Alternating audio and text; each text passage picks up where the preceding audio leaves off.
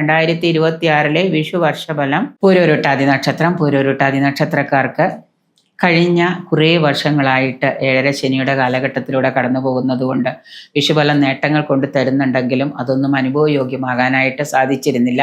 എങ്കിലും ഈ 2026 എന്ന് പറയുന്ന വർഷത്തിലെ വിഷു വർഷം ഒരുപാട് ആശ്വാസവും ഒരു തണുത്ത കാറ്റ് പോലെ വീശി നിങ്ങൾക്ക് കൂടുതൽ നേട്ടങ്ങളും ഒക്കെ ഉണ്ടാക്കുന്നൊരു കാലമാണ്. പല അവസരങ്ങളും, മികച്ച അവസരങ്ങളും നിങ്ങളുടെ മുന്നിൽ തെളിഞ്ഞു വരുന്നതാണ്.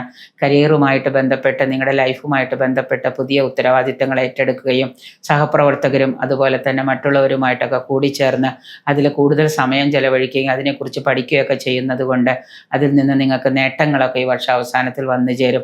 ഇപ്പോഴേ തുടങ്ങി വയ്ക്കുന്ന പുതിയ സംരംഭങ്ങളൊക്കെ ഒരു നല്ല നേട്ടത്തിലേക്ക് ഈ വർഷാവസാനം എത്തിപ്പെടുന്നതാണ്. സാമ്പത്തിക കാര്യങ്ങളിലൊക്കെ സാമാന്യ പുരോഗതി പ്രതീക്ഷിക്കാവുന്നതാണ്. വർഷപകുതിയിൽ സാമ്പത്തിക പരാധീനത ഉണ്ടാകുമെങ്കിലും വളരെ നല്ല രീതിയിൽ നിങ്ങൾക്ക് അതിനെ കവർ ചെയ്ത് പോകാനൊക്കെ കഴിയും.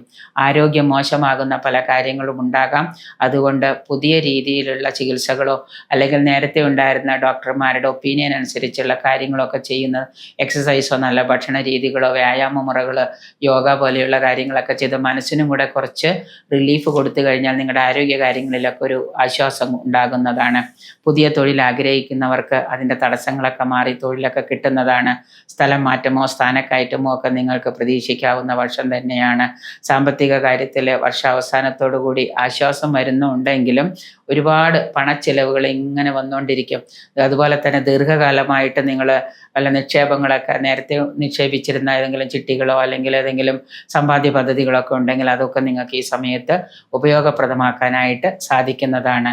ഇപ്പോൾ ഏതെങ്കിലും ചെറിയ ചെറിയ ജ്വല്ലറികൾ, സ്വർണ്ണക്കടകളിലൊക്കെ നിങ്ങൾ ചിട്ടികളൊക്കെ കൂടിയിട്ടുണ്ടെങ്കിൽ അതുമൊക്കെ വട്ടെത്തി നിങ്ങൾക്ക് അതിൽ നിന്നൊക്കെ ആദായം കിട്ടുന്നതാണ്. കുടുംബത്തിലെ സമാധാനവും സന്തോഷവും ഒക്കെ കൈവരിക്കാനായിട്ട് കഴിയുന്നൊരു വർഷമാണ്.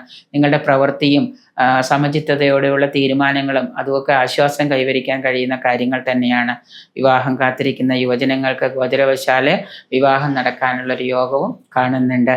ബുധനാഴ്ച ദിവസം കൃഷ്ണന് പാൽപ്പായസം, അതുപോലെ തന്നെ നവഗ്രഹ പൂജ, അതുപോലെ കൃഷ്ണന് തുളസിമാലയൊക്കെ അർപ്പിക്കുന്നത് കൊണ്ട് നിങ്ങളുടെ ഇപ്പോൾ ഉള്ള ബുദ്ധിമുട്ടുകൾക്ക് ഒരു പരിധിവരെ ആശ്വാസം ഉണ്ടാകുന്നതാണ്. ഒരു 21 ബുധനാഴ്ചയോ 11 ബുധനാഴ്ചയോ നിരന്തരമായിട്ട് ശ്രീകൃഷ്ണ ക്ഷേത്ര ദർശനം നടത്തി പാൽപ്പായസം കഴിക്കുക. അല്ലെങ്കിൽ മാസത്തിലൊരിക്കൽ പാൽപ്പായസവും എല്ലാ ആഴ്ചയും ഭാഗ്യസൂക്ത പുഷ്പാഞ്ജലിയും ഭഗവാന് ചെയ്യുന്നത് നിങ്ങളുടെ ദോഷപരിഹാരങ്ങൾക്ക് ഉത്തമമായിരിക്കും.